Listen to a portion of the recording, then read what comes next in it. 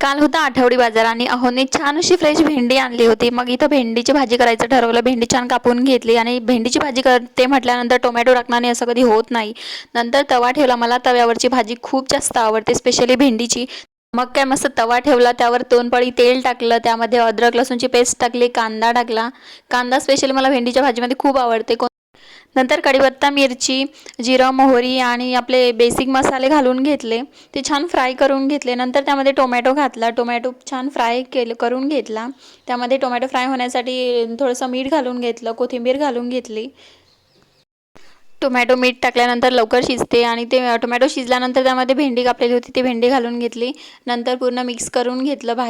भाजी होते तोपर्यंत म्हटलं पोळ्या करून घेते. इकडे कणिक भिजवायला घेतली. कणिक भिजवून घेतली, पोळ्या करून घेतल्या आणि इकडे तोपर्यंत भेंडीची भाजी होत होती. माझं दोन्ही कामं चालू होते. नंतर भेंडीची भाजी पण झाली. त्यामध्ये लिंबू घातलं, कारण लिंबू घातलं की भाजी चिकट होत नाही. छान कोथिंबीर भुरभुरली आणि मस्त जेवण केलं.